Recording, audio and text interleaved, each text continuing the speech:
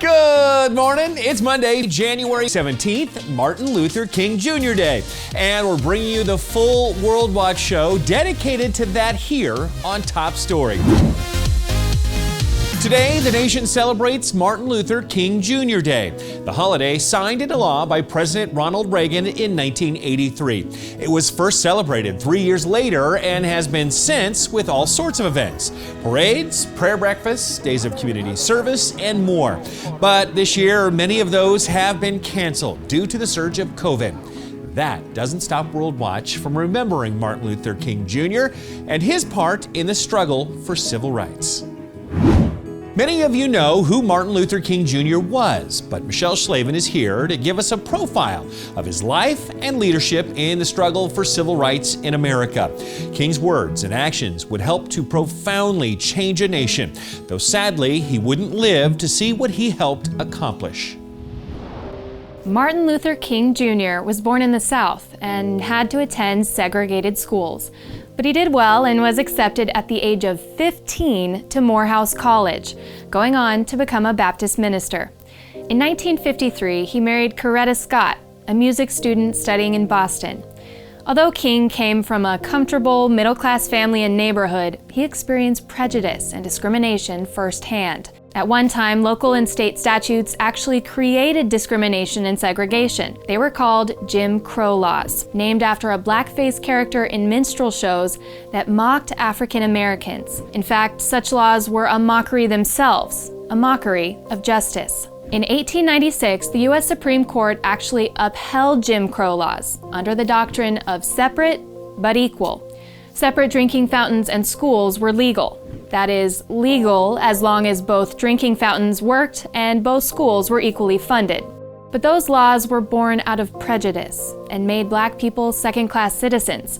So much bitterness built up in a person and resentment when you know that you're being segregated against simply because you're black. By the early 1950s, opposition was really beginning to grow. In 1954, the U.S. Supreme Court ruled that 8-year-old Linda Brown could not be barred from attending a school reserved for whites in Topeka, Kansas.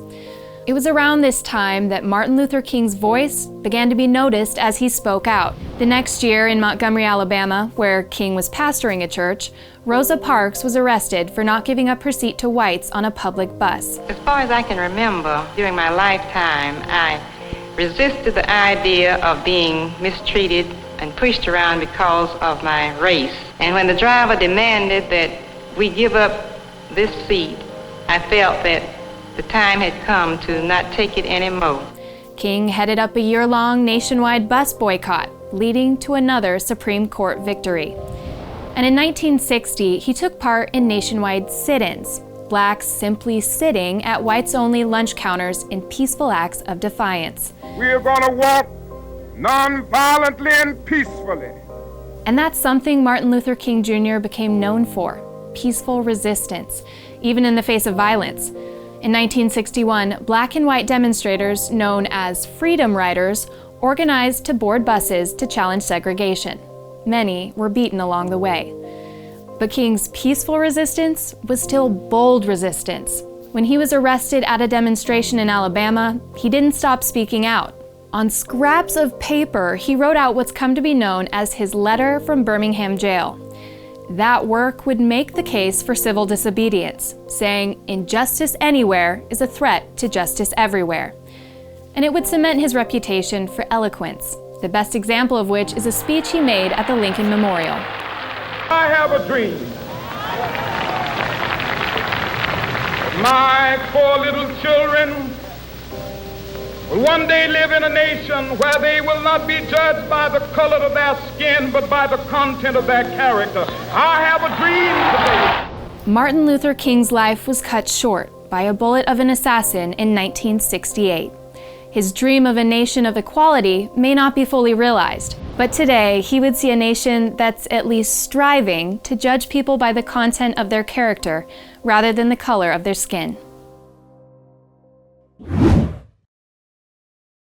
For over 40 years, God's World News has been providing current events coverage that helps students live out the gospel. Our print and digital formats make it easy for kids to learn through news stories that are both factual and biblically sound. Go to gwnews.com for more. It's hard to imagine a time when blacks and whites couldn't even eat in the same restaurant, drink from the same water fountain, or go to school together. But it wasn't really all that long ago. Myrna Brown's aunt and uncle lived during that era. Listen as they tell us what it was like.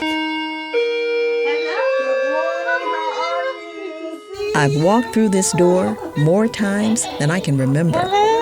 It's the home of my Aunt Moretta and Uncle Robert. They've been married almost as long as I've been alive. I am 72 years old and very proud of it. I'm 77 and still do everything that I used to do when I was 30. But today we're talking about a time when Robert and Moretta Golston were teenagers. Rexall was located in the heart of downtown Prattville. And they had what you call a soda fountain where you could go sit and order milkshakes, ice cream. But blacks were not allowed to go there to sit and order anything. It did make us feel bad. Why can't I go and enjoy a milkshake? And we knew it was because of the color of our skin. So that's where my father and other blacks in the community got involved. Aunt Moretta's father, Charlie Smith, was a church and community leader. But like most fathers during that era, he provided for his wife, Thelma, and their 10 children, and on a janitor's salary at that. So they couldn't go out and picket, or because they would lose their job, or they would get beaten, or they would get killed. So it was left up to the teenagers to do that. The year was 1966.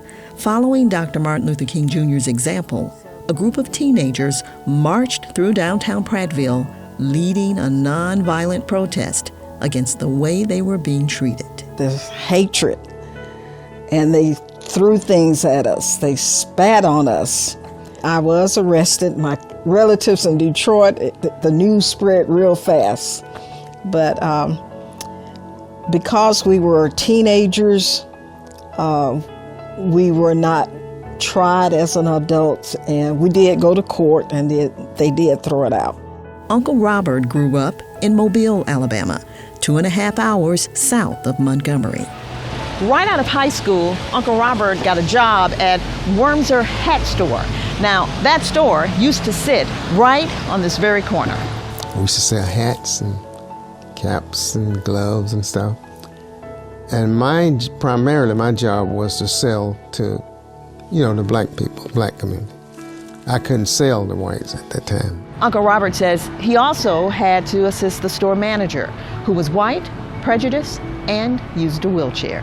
Sometimes I would, just sit and thinking about that, and I'd be pushing him, and sometimes you'd have stuff come in your mind and say, well, I'll just push him out in front of this.